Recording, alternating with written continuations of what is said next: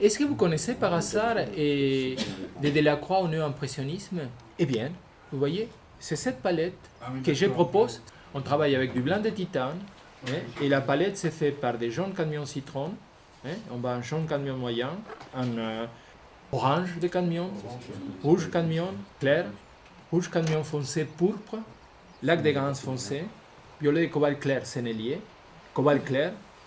Après, bleu outre-mer, bleu de Sèvres, bleu de Prusse, vert anglais foncé, vert émeraude, vert oxyde de chrome, vert anglais clair, les cercles fermés.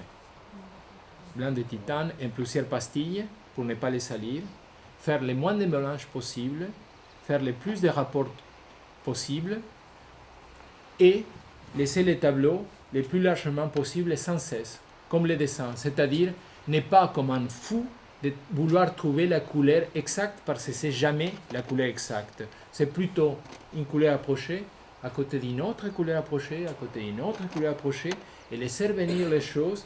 Et à peu près dans ce tissage, plus vous tissez bien, plus vous voyez mieux. Et à chaque fois, la peinture vous aide, vous permet de voir, vous permet de petit à petit créer un pont, un vrai pont entre vous et ce qui apparaît. Et à un moment donné, si les échelles, les rapports colorés, tout ça, commencent à vraiment vivre, à un moment donné, vous voyez jaillir l'espace, et cet espace, vous ne réussissez pas à l'épuiser. C'est fabuleux.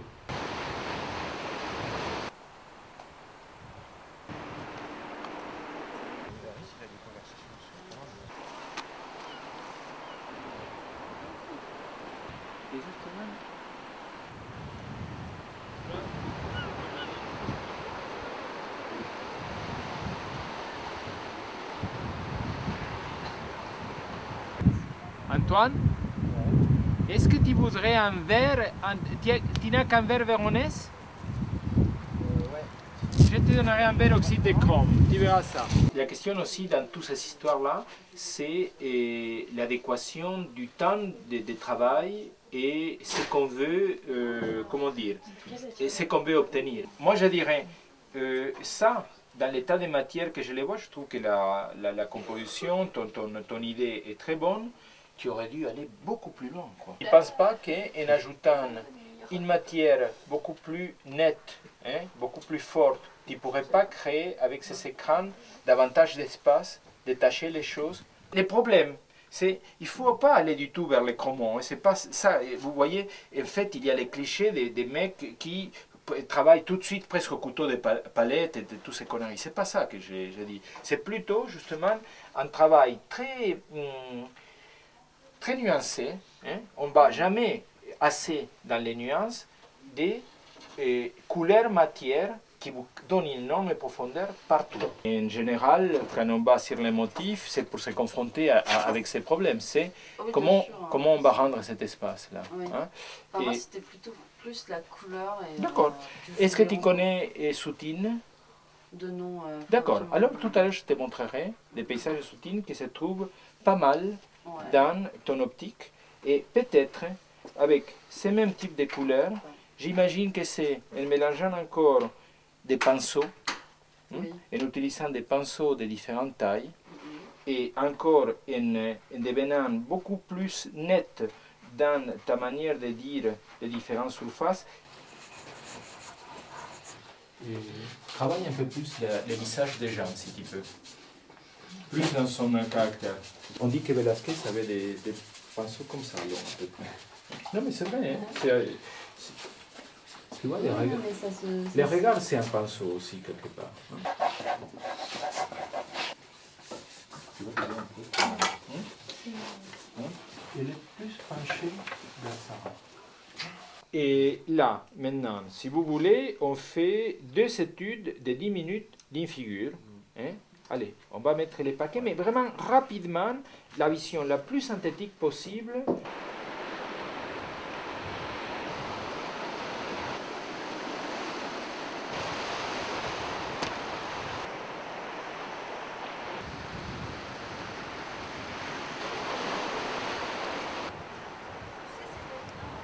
Donc, tu fais une chose aussi simple que ça, et après, tu commences à trouver dans la transparence couleur, hein, couleur ocre, couleur bleue. Et si c'est bon, on passe encore à un autre stade. Et tout ça en 10 minutes. D'accord. On y va. Pied à la tête, pied à la tête. C'est tout ça que tu as comme pinceau? On a un plus fin là.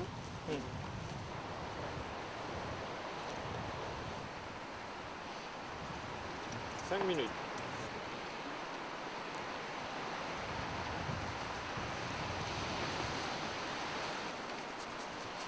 Bientôt on arrive aux 10 minutes.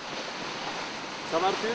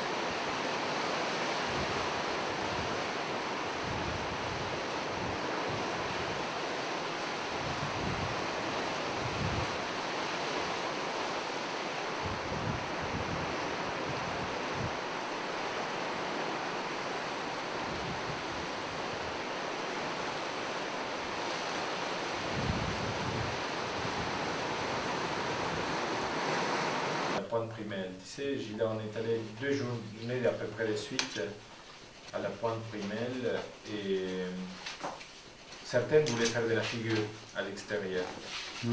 C'est drôle. Tu vois, à la dernière séance, celle du jeudi, il y avait tout un groupe qui avait compris qu'ils s'apprenaient plus ici, dans l'atelier, qu'à l'extérieur.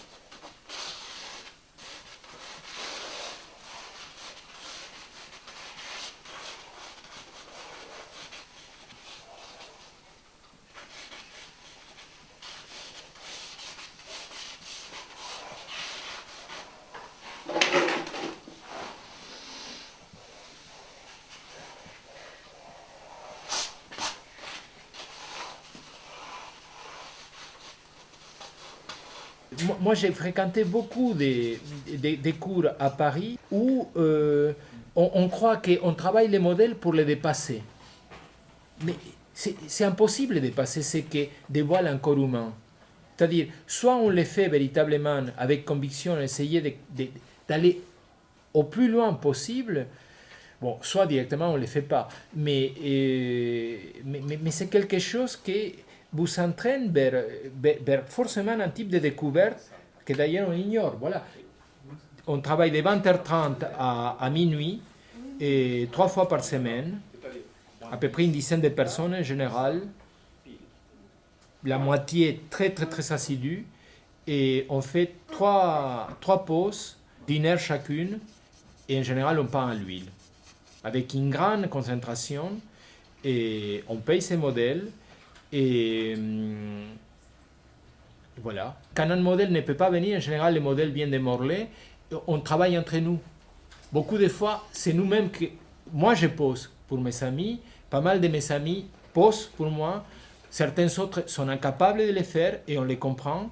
Mais c'est très beau parce qu'on comprend aussi ce que signifie que rester une heure entière en train de poser pour les autres. C'est assez exaltant, c'est très dur.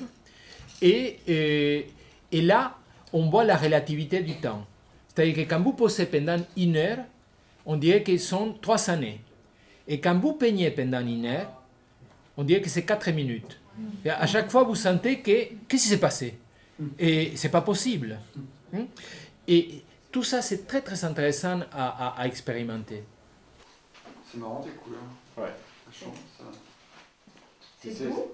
C'est vachement doux, hein. C'est mon état de transe.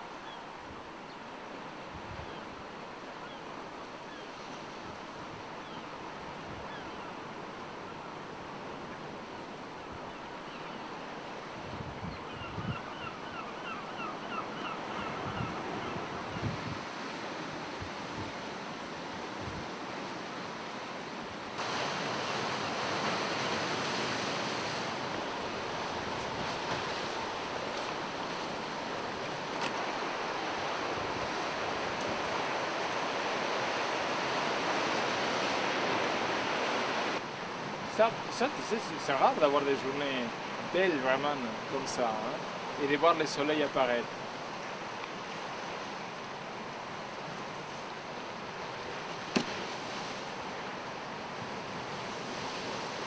Et il pourrait être plus froid encore, avec du vent, tu vois, et si tu veux, toujours, c'est tellement chiant ici.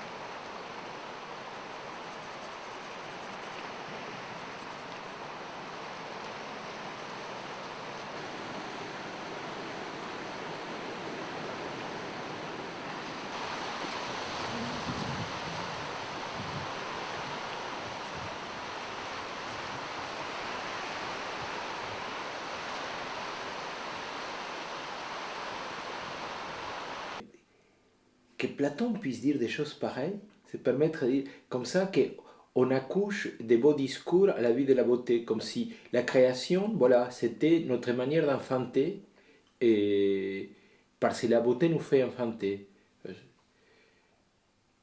Il y a un temps qui passe pour nous. Il y a un temps qui pourrait être celui de que on est et on va mourir. Je dirais, c'est le temps du corps.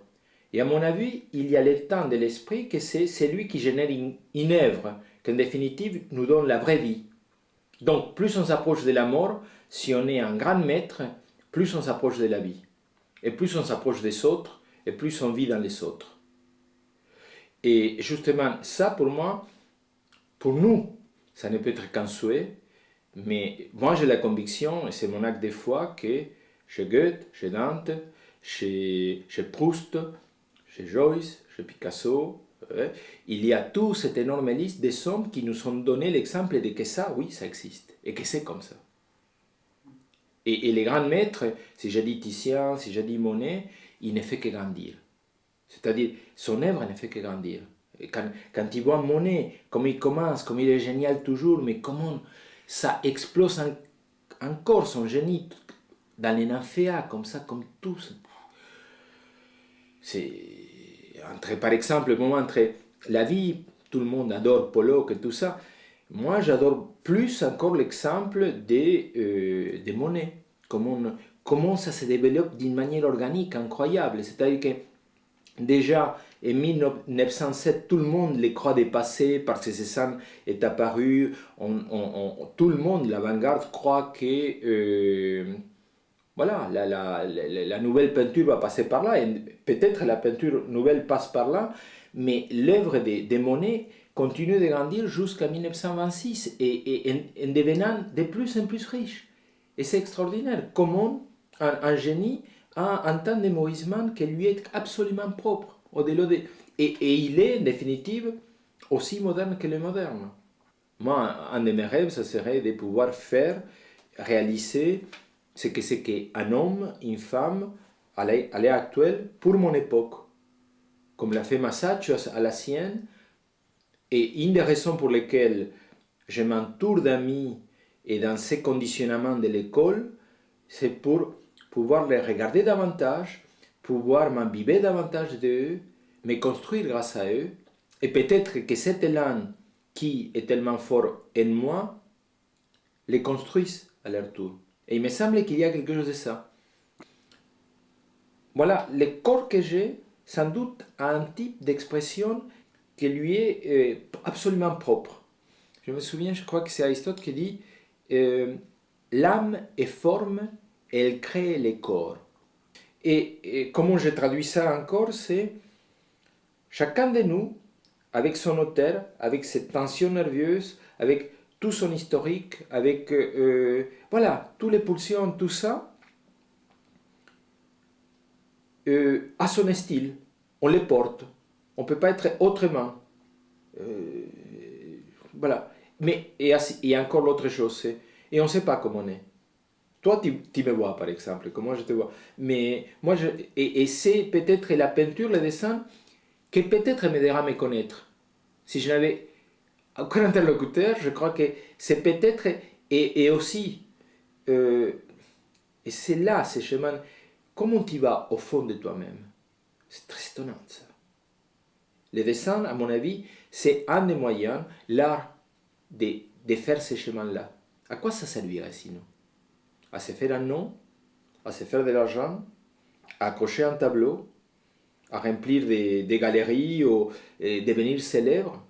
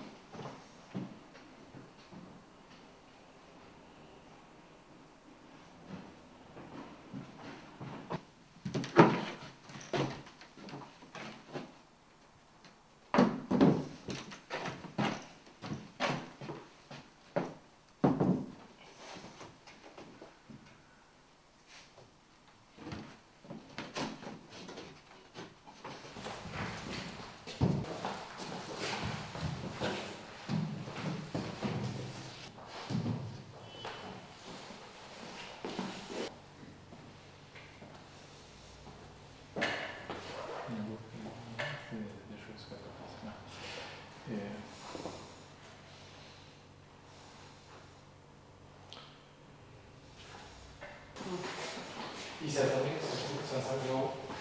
On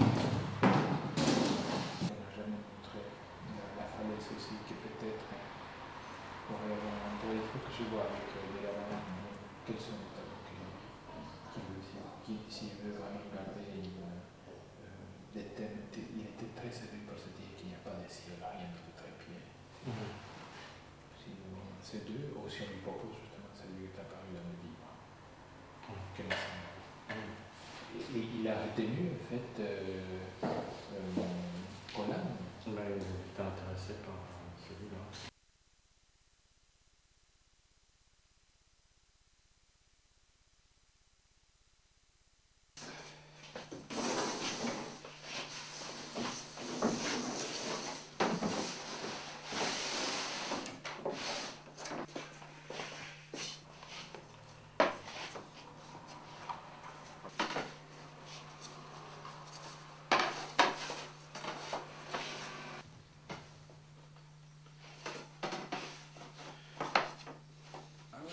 En venant ici à Paris, heureusement que je suis venu, parce que je ne savais pas ce que j'allais trouver. Je n'avais aucun élément cohérent de ce que pouvait être l'histoire de la peinture globale. C'est terrible quand il y a cette vocation de peintre et que tu n'as rien, c'est-à-dire tu sens toutes ces impulsions, mais tu n'es pas d'œuvre. J'avais une relation très belle avec mes parents, mais qu'est-ce que je vais dire à mes parents? Je vais être grande, je vais gagner ma vie avec la peinture, quelle absurdité!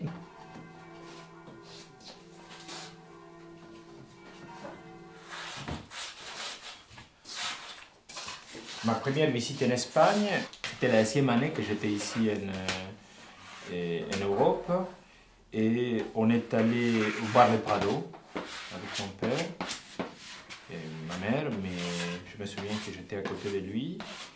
Et on est allé presque droit, comme ça, comme si c'était une question fatale.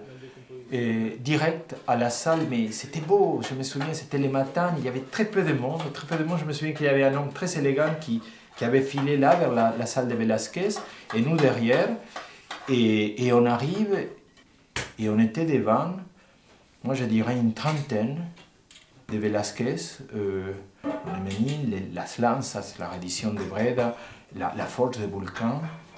Et là, j'ai eu la révélation de ma vie, de la peinture. Entre faire des taches de couleur et ce type avec ses gris qui anoblissait tout. C'était l'aristocratie faite pinceau. Un truc, une chose, mais tellement grandiose que ça transformait tout en moi. Tout. Je me suis dit, on peut, comme on n'avait qu'un pinceau, une traînée de pinceau créait tout. Oui, lumière, masse, espace et temps. C'est comme si il arrêtait le temps, il a anoblissé toute cette banalité, ça devenait ce temps que je trouve chez Homère déjà. Homère, il parle, tout ce qu'il nomme, il est sublime. D'Achille à Ulysse, à telle déesse, à tel vaincu, à tel cheval, à telle pierre, tout est grandiose. J'avais 25 à peu près. Et c'est ça qui a créé une totale césure. C'est-à-dire, c'est là où j'ai eu le besoin d'aller vers la figuration. Là, c'était très beau parce qu'en définitive, c'est Velázquez qui m'a fait oublier la doxa qui était en vigueur au Beaux-Arts à l'époque. Où on faisait du Pollock, on faisait ceci, on faisait cela, où on faisait du Warhol, on faisait, et voilà. Et à l'époque, par exemple, je me suis mis à étudier les violons. J'ai contacté un professeur et je me suis mis à travailler d'une manière très assidue pendant 4 années, 4 heures par jour. Et ça m'a donné une rigueur, une notion de discipline qui n'existait plus, en tout cas dans mon entourage, dans le domaine des arts plastiques. Quand on joue du violon, l'histoire de la corde par rapport à l'archet à 90 degrés, ça doit, pour que le son soit juste, et la manière de répartir l'archet, et la manière de donner des différentes pressions, disons.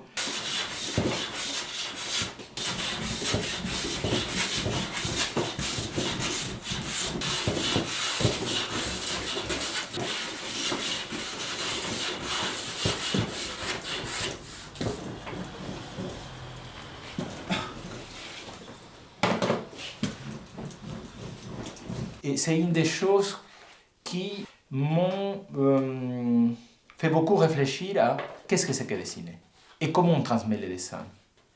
D'abord moi, comment clarifier toutes les opérations que je mets en acte pour qu'un dessin apparaisse et comment éventuellement grandir là-dedans. Comment aller le plus loin dans cette discipline qui me semble vraiment très négligée à l'heure actuelle. Quand j'avais 30 ans, je venais de passer, j'étais arrivé ici à 20 ans à Paris et j'ai rencontré Flinker à 30 ans à peu près. Et j'ai travaillé absolument dans la solitude. J'avais pas mal d'amis au Beaux-Arts, mais je ne montrais jamais. Et ce n'était pas mon but, et je vivais en travaillant et gagnant ma vie avec quelques heures de nettoyage par jour, c'est tout. Je n'avais pas de vacances, je n'avais presque pas un sou, mais le suffisant pour avoir mon riz et mes matériaux, et travailler, faire ces sculptures dans une petite chambre de bonne. J'habitais dans 2 ou 3 chambres de bonne en Neuilly.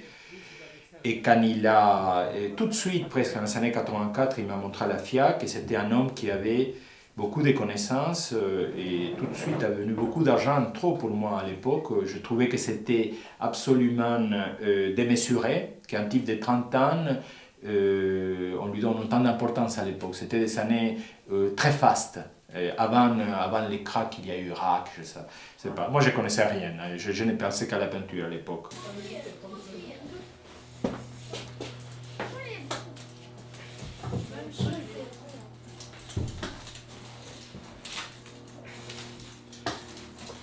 Ça, c'est pour des traits sur le paysage.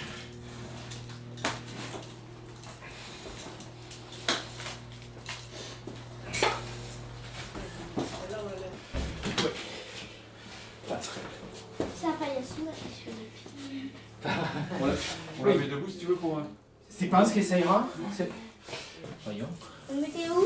Là, attention à ta tête, voyons si ça marche.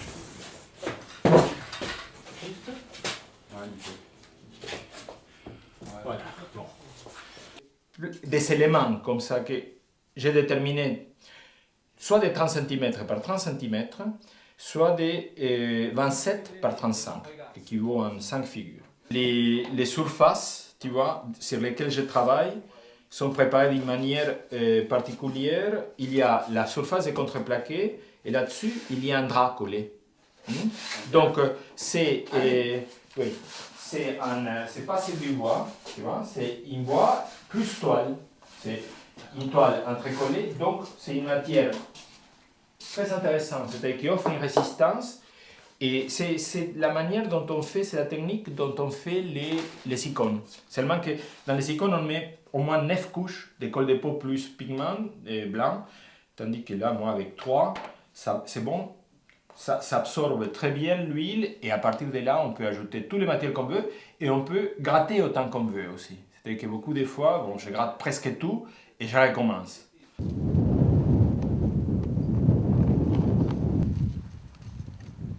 Évidemment, je pars d'un dessin d'ensemble. Toujours, je fais un dessin plus ou moins compliqué et plus ou moins grand. Ça peut être une toile, justement une toile même pas, qu'à un moment donné, je vais diviser. Par exemple, ici, tu vois une composition finie et ça, c'est le dessin qui m'a permis de la commencer. Donc, une fois que c'est divisé, après, j'installe mes morceaux, mes briques comme ça, mes plaques sur les plans inclinés, je donne la dimension nécessaire et je passe ces dessins au fusain. Quand le dessin est fait sur ces morceaux, après, soigneusement, j'enlève chaque ligne et je numérote, je mets la ligne, les numéros, donc A2, A3, etc. et un signe distinctif. Celle-ci porte ce signe. Celle-là, par exemple, un autre, celle-là,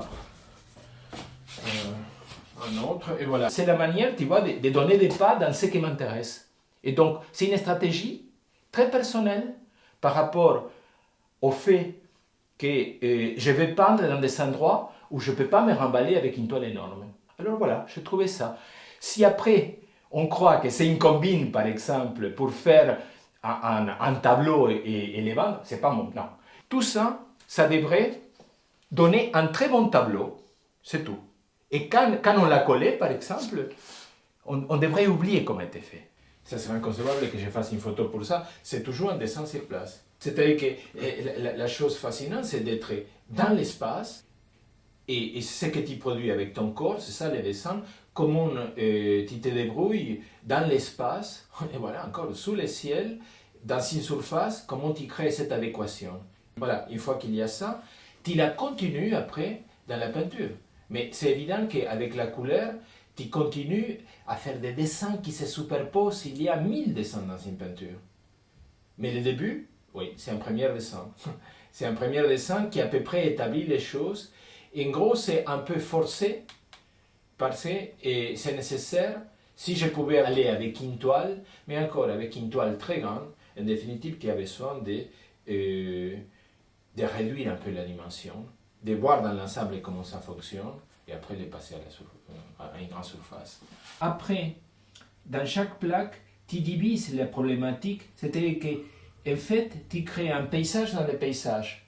Et en fait, chaque fragmentation va créer davantage de paysages à l'intérieur des paysages. C'est-à-dire que comme après, je fais 4, je retire 2 et à nouveau 2, à chaque fois, il y a des transitions, c'est doucement, tu es en train comme de marcher, un paysage qui évolue, ça évolue sans cesse, ça te fait découvrir, c'est très stimulant à ce niveau-là, parce que ça te cache des choses, ça te permet de voir d'autres et concentrer ton regard, c'est comme si on soumet chaque fois et ça t'obligeait à donner une importance à des choses que tu n'aurais pas donné. C'est-à-dire que quand tu as une vision d'ensemble, en général, toujours tu te permets de laisser des choses à peine esquissées, à peine ébauchées, parce qu'on a compris, c'est comme l'œil, il centre dans un endroit et le reste reste flou, mais on a compris l'essentiel. Dans mon travail, tout doit devenir essentiel. C'est-à-dire que l'image centrale, ce qui fait image en fait dans les tableaux, après le travail de la peinture, les grignote, les détruit, en définitive. C'est peinture partout. Donc, l'émotion première, c'est très bien, c'est très important, c'est ça qui déclenche mon désir de faire ce sujet ou ce côté plus qu'un autre, parce que crée sens, c'est comme une histoire qui est là, et après, pendant que tu fais la peinture, l'histoire s'évaporise, quoi. Il n'y a plus d'histoire. C'est, en définitive, toutes ces émotions à moi, j'espère, dans peinture, une peinture où partout il y a la peinture. Tout est aussi important, et l'image beaucoup moins. Je peux travailler pendant des longues séances, des longues périodes, sans savoir très bien comment le tableau est en train de fonctionner. Et donc, un jour, quand je les monte ici, là, je m'aperçois de quel type d'accords tous ces fragments sont en train de créer. Et quand ça commence à sonner juste, ou quand les sons, si tu veux, c'est une sorte de musicalité, de sonorité, s'intensifie. C'est-à-dire que, d'un côté, je travaille beaucoup la relation des formes. Il faut que ces formes soient vraiment justes pour que les couleurs aussi soient bien pleines. Bon, voilà, ça c'est la leçon de ça, mais vraiment, dans une grande composition et à l'extérieur, ça demande beaucoup de temps d'articuler toutes ces formes, du point de vue de la cohérence, ça demande beaucoup de temps. Et ça, cette cohérence, on est en train de la créer avec de la couleur. Là, la parole sera donnée surtout à ce qui se passe dans toute cette région, plus la voûte céleste, où on ira peut-être jusqu'au sommet de ma tête. Dans un travail comme ça va manifester véritablement quelle est la problématique comme ça de l'apparition totale de l'espace, qu'en général, on a peu la conscience. Quand on se promène et tout ça, on a toujours ça, mais c'est rare qu'on se pose dans un endroit et qu'on essaye de faire véritablement le tour d'horizon qu'on a devant nous. Et trouver bien la relation et le temps de parcours, par exemple, d'ici à là-bas, c'est pas évident, même quand on les dessine. Quelle place ont les choses, justement, si c'est dans un petit croquis comme ça, comme dans une toile très grande, quelle est la juste manière de restituer tout ça? Quelle forme ça prend? Est-ce que ça se courbe? Est-ce que c'est une ligne? Comment créer cette platitude? Comment créer la convexité du ciel? Bon, voilà. Je t'assure que ça pose un grand problème quand tu essayes de rendre compte de ça. C'est pas évident. Je sais pas. Mes journées vraiment sont rythmées, dans ma solitude, par tous ces problèmes tout ce qui me travaille, je ne fais rien d'autre que penser, bon, aujourd'hui je vais faire de là à là de telle composition. Et l'après-midi, je vais faire de là à là de tel autre, et le soir, de là à là de tel autre. Et voilà, tout mon travail passe par là. Ce sont des combinatoires, comme ça je dis, non, celle-là, je vais la travailler à tel moment par rapport à tel moment. Et peu à peu, ça fait les tableaux, et ça fait aussi que ça peut me prendre 3 ans de faire un tableau. Et ça, peu importe aussi ni l'heure ni la saison. C'est pas la chose capitale. Je crois qu'il y a des éléments plus forts, ça c'est une conviction que j'ai, qui vont au-delà de la lumière d'un instant et de certaines couleurs précises comme ça. C'est plutôt un dépôt qui va se faire peu à peu d'un travail, d'une compréhension, d'une relation avec ces lieux que tu es en train de faire venir et qu'à un moment donné, clac, tu te dis, c'est ça. Il s'impose à toi dans la surface. Tu te dis, voilà, ça ce thème a été dit.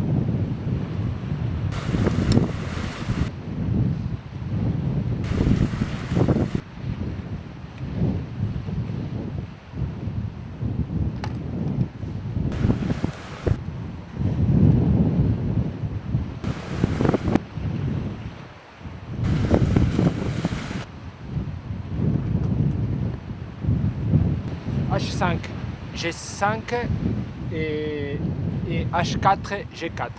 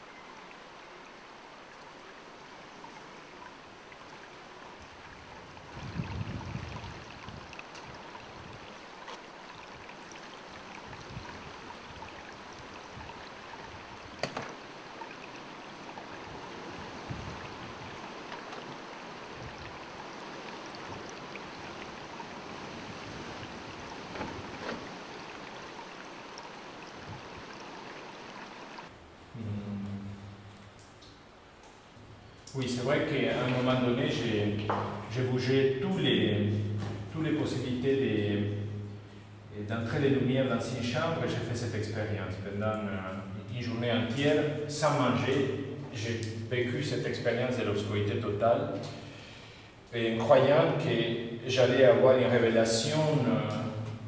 Et en fait, je n'ai eu aucune révélation, seulement j'ai vécu la panique de ma vie, de passer tout ce temps comme une suspension, comme privé du corps, comme privé d'oxygène, comme si en définitive c'était la lumière qui me donnait la sensation de la respiration, de l'oxygène, et particulièrement du temps. Mais en fait, ce que je retirais de l'expérience, c'est un appétit fou de peindre, par exemple, les ciels. Et c'est à peu près là, de ces moments-là, où j'ai senti véritablement un désir total d'être toujours confronté à l'extérieur et pour ce que j'ai considéré une peinture complète, intéressante. Et à côté de ça, à la même époque, tout mon problème c'était d'ordre imaginaire. Et peut-être cet imaginaire a une relation avec un lieu comme celui-là, où il y a autant de ténèbres que de lumière, et presque plus de ténèbres, et ça me rappelle beaucoup plus un monde comme ça qu'il faut aller découvrir, et qu'on découvre peut-être grâce au dessin, grâce à des traits, et grâce à ces traits, on va faire apparaître des choses qui nous correspondent, mais qu'on ignore à moitié, ou qu'on ignore complètement, mais qu'en fait se révèlent à nous, petit à petit, dans cette marche, dans cette espèce de déambulation qu'on fait à travers une plume, dans un cahier, en faisant venir des images, par exemple, du souvenir, ou des fantasmes, ou des désirs, ou des projections. Et toutes ces différentes lignes, formes, couleurs, etc., ça devient une véritable lanterne magique et à n'importe quelle occasion. C'est-à-dire que c'est sans cesse quand on se met dans ce milieu que n'importe quel point de vue va débloquer des quantités, des souvenirs et des situations, et particulièrement si on les a travaillés auparavant. Que c'est mon cas, c'est-à-dire que j'ai passé des années à travailler seulement l'imaginaire. Ça fait que maintenant, quand je suis tout seul, dans le silence, dans ces milieux-là, ce milieu pour moi est complètement animé par les images dont je suis habité. Ça, c'est mon lieu. C'est-à-dire que ce qui a déterminé mon choix pour cet endroit, c'est ce que j'ai porté en moi qui a fait que se trouve complètement en coïncidence, à mon goût, avec ces lieux-là.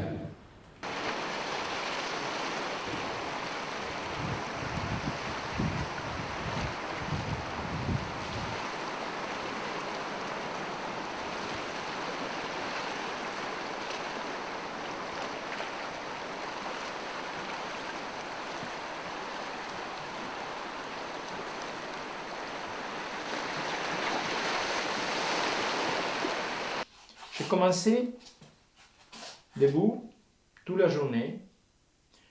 J'ai rentré dans mon souvenir, c'est-à-dire c'était dans des cahiers où je racontais des scènes, comme quand on rêve. Dans les rêves, en général, c'est comme un petit théâtre, c'est-à-dire tu peux rêver des couleurs, d'accord, tu peux rêver des objets, mais en général, tu rêves des mini-drames. C'est-à-dire, il y a ta maman, il y a ton papa, ou il y a ton frère, ou il y a... je ne sais pas, mais c'est quelque chose d'affectif qui prend corps. Avec ces pratiques de dessin à la plume, comme ça, chaque feuille allait chercher une scène qui m'avait constitué éventuellement. Et l'importance là, c'est donc la notion de séquence. Une fois que cette image est faite, on va passer à l'autre. Ça produit comme un désir de voir l'image qui vient après. Et si justement on s'arrête pour contempler les dessins, pour les faire mieux, etc., on coupe cette manière fluide de faire venir les choses. Et on peut aller loin vraiment dans les finesses des atmosphères, des détails, et c'est jamais exactement les souvenirs. Il y a aussi, quand on est en train de vivre toute chose, c'est la réalité, mais il y a plein d'imaginaire qui est là aussi. En tout cas, ça crée une matière incroyable pour que tu réfléchisses autour d'elle après. Et ça te fait voir les lieux, ça te fait voir les objets, les êtres d'une manière complètement différente. Même l'idée d'aller chercher des personnes que tu as connues, les évoquer, les travailler, fera que tu vois les personnes devant toi, si ce n'est plus les mêmes, encore aussi, avec un autre appétit, avec une autre intensité. C'est comme si tu changeais les choses grâce à cette image.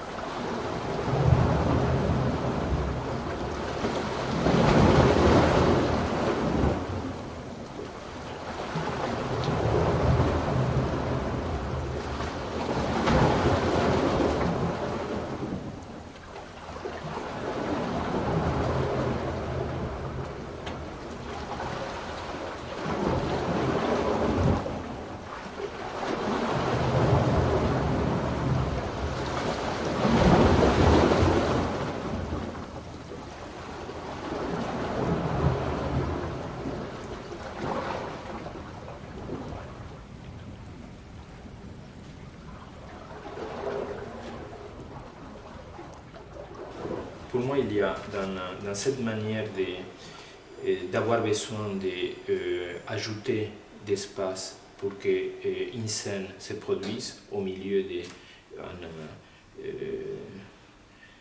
d'un ensemble de feuilles où la chose se passe vraiment dans cette unité. C'est là que je trouve le principe des plaques qui est en train de se mettre en place. Au début, je ne savais pas ce que j'étais en train de faire. J'avais à l'époque entre 25 et 27 ans. J'ai vivais dans cette relation comme ça.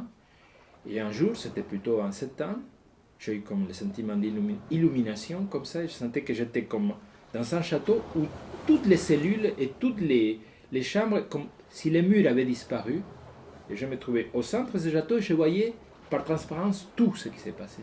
C'est un peu comme si, une fois que toutes ces situations qui coincent en toi ont été évoquées, travaillées, etc., à un moment donné, tout se délie et tu vois d'une manière très très large, autour de toi, en toi, et tout se regorge d'énergie. On rentre dans une autre consonance avec le monde où enfin tu peux te mettre un peu en pied d'égalité avec le temps qui est en train de passer et ton temps intérieur qui n'était pas du tout en relation, où tu te sentais complètement ailleurs.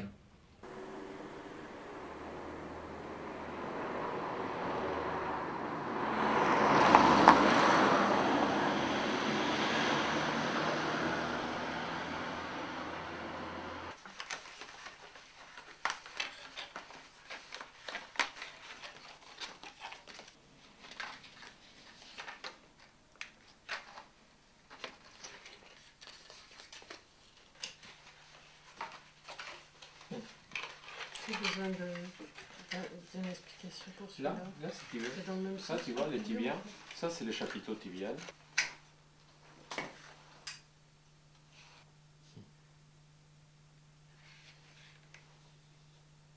Quand on reçoit des enfants, ce qui est incroyable, c'est qu'on a besoin de presque un adulte par enfant. À tel point on les soigne, à tel point on les présente des natures mortes ou des sujets, et à tel point on les suit, on leur prépare des palettes. Ils sont comme des petits princes, quoi. Et donc plus on est, mieux c'est pour les enfants. C'est très difficile de les laisser tranquilles, surtout parce qu'on les motive à se rendre sensibles à ce qu'ils sont devant. C'est justement là-dessus qu'on axe tout notre travail. Et quand vraiment ils sont fatigués de ça, ils vont chercher des petits animaux miniatures qu'ils sont toujours très contents de reproduire à leur façon, mais ils s'accrochent bien. À chaque fois, on fait des genres de fêtes où on travaille, nous, avec les enfants. C'est des méga délires, et nous, peut-être, on est en train de peindre avec eux, parce qu'eux, ils commencent à peindre, après, ils se mettent à jouer, et je trouve que c'est quelque chose de bien plus extraordinaire que ce qui se passe sous le ciel quand on peint, parce que quand on peint sous le ciel, tu reçois toujours le vent, tu reçois la grêle, il y a un froid terrible, tandis que les enfants, quand ils jouent autour de toi, il faut être capable d'être concentré. Tu ne vas pas dire « Oh, quelle horreur !» Au contraire, il faut dire « Quelle bénédiction !» Et en plus, ils chassent les mauvais démons. Donc, à chaque fois, on veut qu'il y ait des enfants. Et pour moi, l'idée la plus belle, c'est qu'il y ait tous les âges. Dans l'école, justement, on veut qu'il y ait des enfants et qu'il y ait les personnes les plus âgées possibles. Et que tout ça soit mêlé. Et comme ça, il y a une chaîne superbe d'expériences, de sensibilité, des attitudes. Les uns se donnent les uns donnent aux autres. Alors, je vais d'abord faire le deuxième.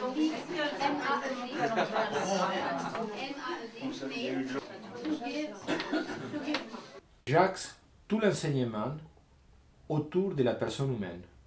C'est-à-dire autour des portraits, autour de la figure habillée, autour du nu.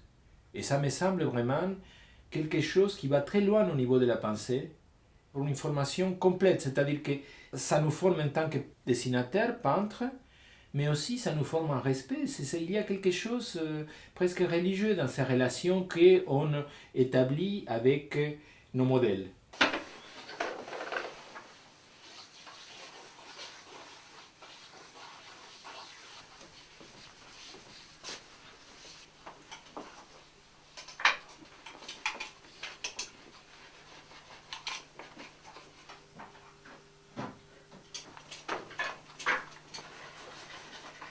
D'étudier les contrastes. Tu vois, c'est tout un ensemble.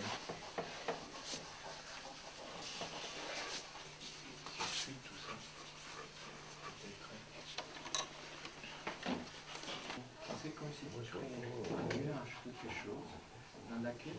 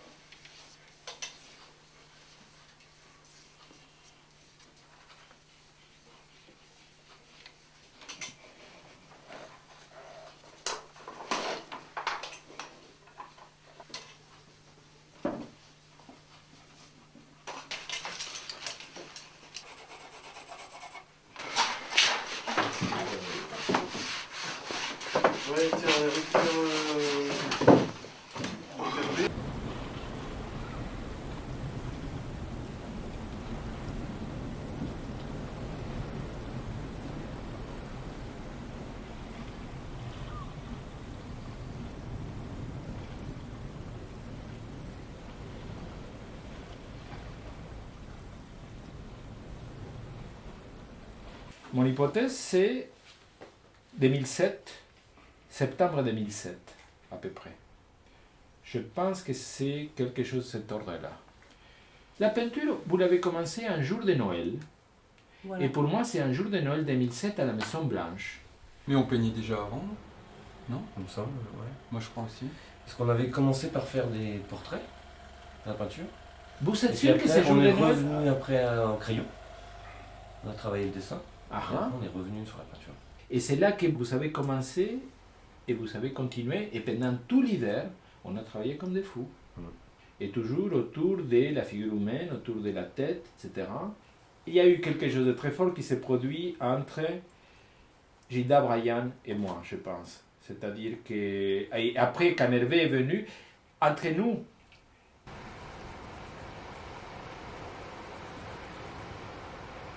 est-ce que tu peux dire, par exemple, Gilda, vraiment le début, avec peut-être tes impressions et les tiennes, Brian, de ce qui s'est passé au début entre nous? Moi, je l'ai trop dans la tête. Bah, on était privilégiés, déjà on était que tous les deux. Mhm. Enfin, t'étais derrière nous tout le temps, tu reprenais chaque. Oui. Enfin, on était, c'est vrai, on était bien lotis. Gilda, jamais j'aurais imaginé que Gilda allait se mettre avec nous à travailler. Toujours, il venait me voir avec beaucoup de respect, mais lui, il avait toujours sa guitare, et pour lui, c'était comme quelque chose qui n'était pas de son monde.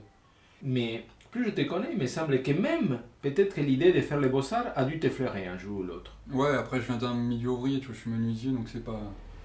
On ne t'en parle pas en fait, tu vois. Tu fais Mais un CAP, après, tu as fantasmé avec, Ah, si, avec ça? ouais, j'y ai pensé parce que pareil, on avait du dessin d'art, tu vois, et puis ça allait.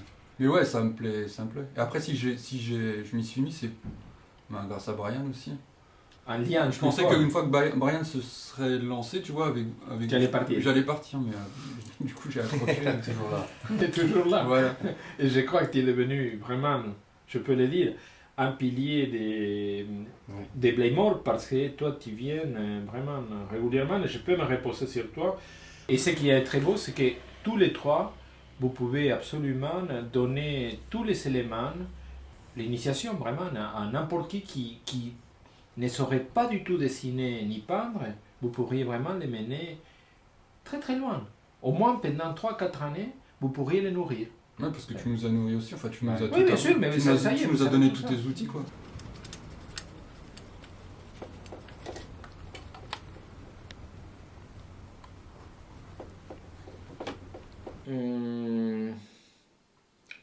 En tout cas, il y a une bribe de mes amis qui dansent ou non? Si. Par ça, étant donné que c'est Brian, s'il y avait une seconde dans ce film, une seconde de Brian, je serais bien content, quoi. Si on pouvait les casser, quoi. Il y a quelque chose de tellement joyeux là-dedans. Ils sont comme deux pantanes, tu vois. Et je ne savais pas si j'étais en Russie ou en Bretagne. Revenant du marché, toujours sur le bord du fossé. Et à 2 heures, revenant du marché, toujours sur le bord du fossé. Le premier qui arrivera, bouteille, bouteille. Le premier qui arrivera, bouteille, payera. Le premier qui arrivera, bouteille, bouteille. Le premier qui arrivera, bouteille, payera. Hey, ligue, ma jument et Pauline, son petit poulain qui lui saute sur les reins. Hey, Ding-a-ling-a-ling, ma jument Hippolyne, son petit poulain lui saute sur les reins. Et à 1 heure, venant du marché, toujours sur le bord du fossé. Et à 1 heure, venant du marché, toujours sur le bord du fossé. Le premier qui arrivera, bouteille, bouteille, le premier qui arrivera, bouteille, payera. Le premier qui arrivera, bouteille, bouteille, le premier qui arrivera, bouteille, payera. Et ding-a-ling-a-ling, ma jument Hippolyne, son petit poulain